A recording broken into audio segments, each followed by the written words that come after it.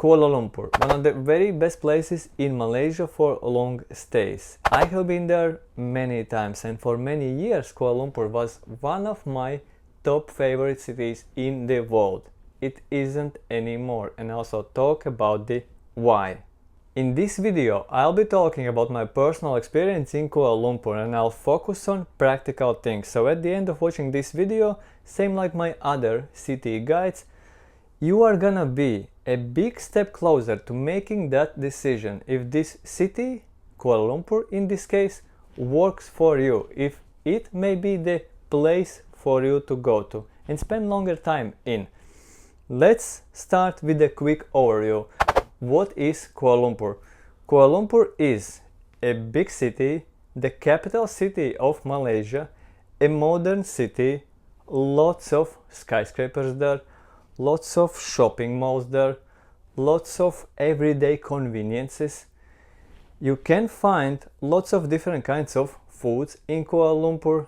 There is a big airport. You can go to many places from Kuala Lumpur. It works as a great hub in the region. And honestly, it's not the most exciting city. You may have heard that from other travelers, and yeah, it's true. When it comes to a general tourist, an average tourist, I think it's not an exciting place. It may be a place for a day, 2, maybe 3 days to get the feel of the city and to go. But if you are a long-term traveler, if you are staying in the city a longer time, I think it's okay.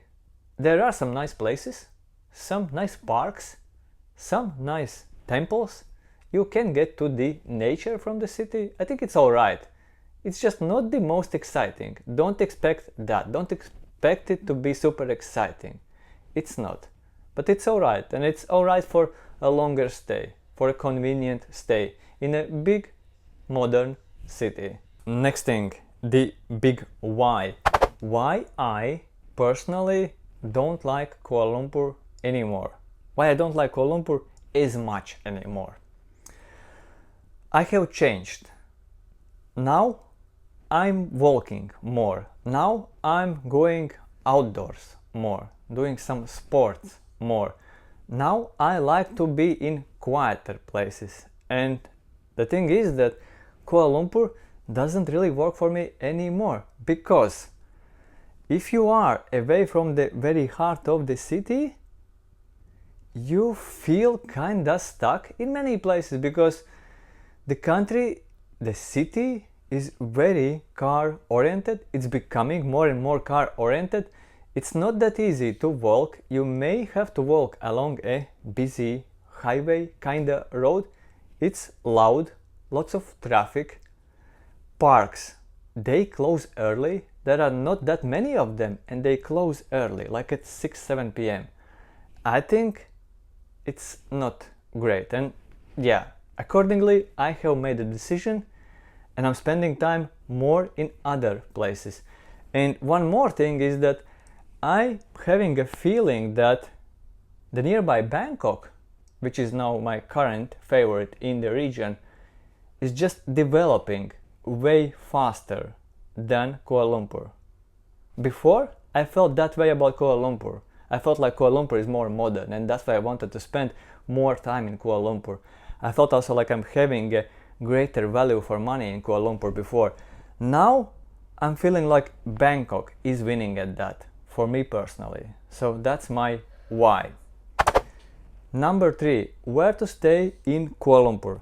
If you want to be central and feel the best, I would say stay somewhere near KLCC, that's the Petronas Towers, the iconic landmark of the city, the Twin Towers, Chinatown or Bukit Bintang, the so-called Golden Triangle. Try to stay somewhere there.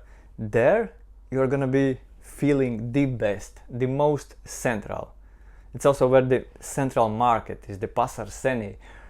Pasar Seni is central market in Malay. The last time when we were in the city, we were staying near Pasar Seni. The feeling there was amazing, because you are close to everything, including the great metro, train. It's super easy to get around. So try to stay somewhere in that area.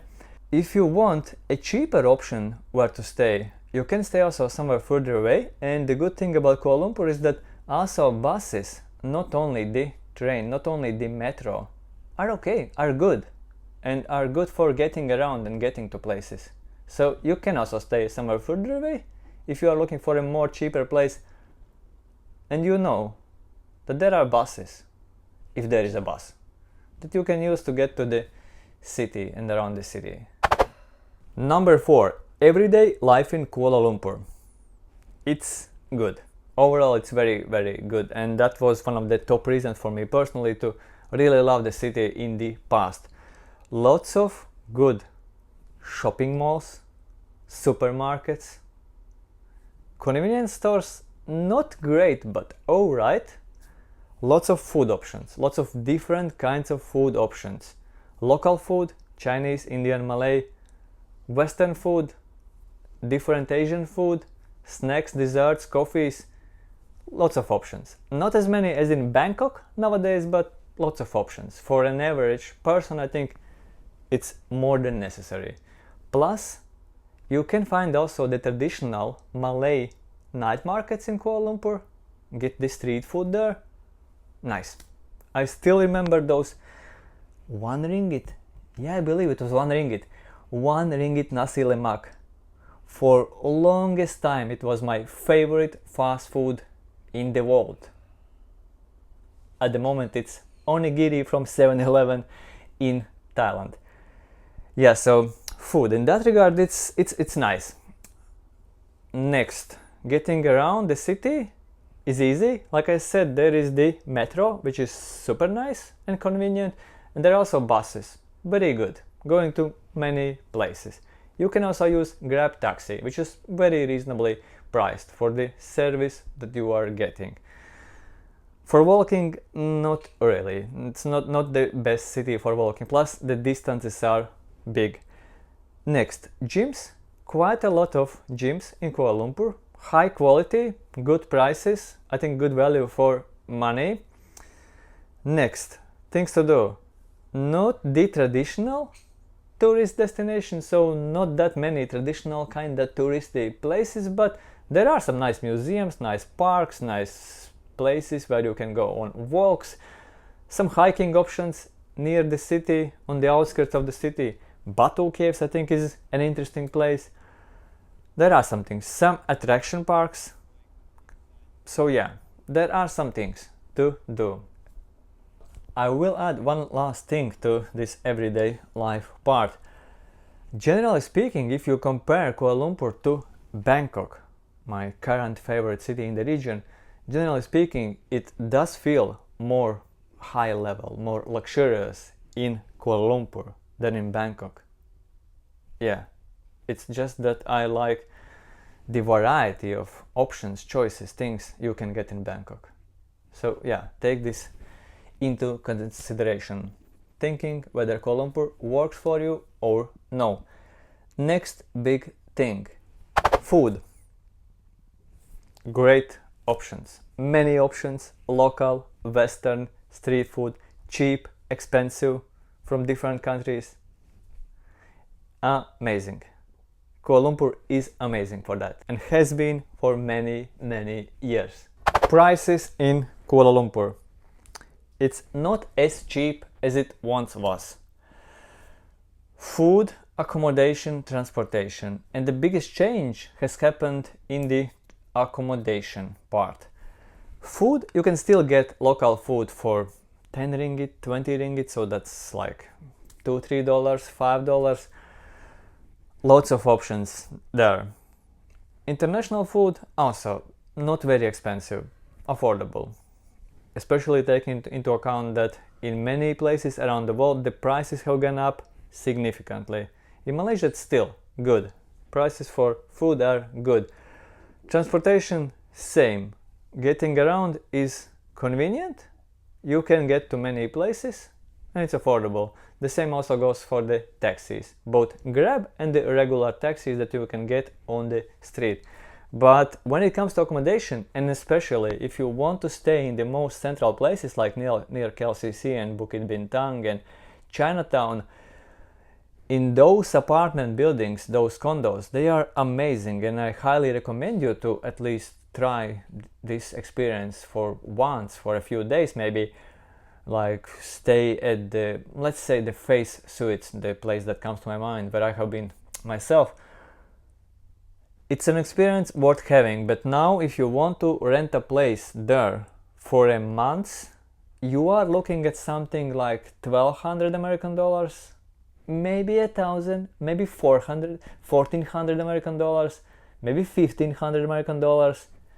If you stay a bit out of that circle, of that area, you can find places also for 700 American dollars, and you can find those places also on booking platforms. It may be a good idea to try and find a local contact, a local agent, to book something cheaper in the city center, especially if you're considering staying in Malaysia, let's say for 3 months, not a month, but yeah, if you book on booking platforms, this is what you're looking at. Number 7. Weather in Malaysia. If you look at the weather forecast, you may be terrified, especially if you are not used to looking at weather forecasts for cities, for towns in Southeast Asia. Because you see, in Malaysia, and especially the area near Kuala Lumpur, it rains quite a lot. Accordingly, if you look at the weather forecast, for example, you are traveling to Kuala Lumpur after a month or after a week, and you look at the weather forecast and you're like, oh, so it's raining every day. Yes, if you look at the weather forecast, it may look like it's raining every day, every week, every month, all year round. In reality, it is so that, yes, it rains a lot. You can expect rain almost on any day in Kuala Lumpur. There are many months when you can get lots of rain, but at the same time, it's not like it's raining all the day long. So yeah, rain can be, but it's not all day long. Mostly, hopefully. Temperature-wise, the average temperature in Kuala Lumpur, both day and night, is plus 26 degrees. That means during the day, for most of the year, you are having plus 30, plus 32, plus 33, plus 34, plus 29, and at night plus 26, 24, 25, hot, humid, tropical. That's it for this video. See you soon. Maybe in Kuala Lumpur, Malaysia. See ya.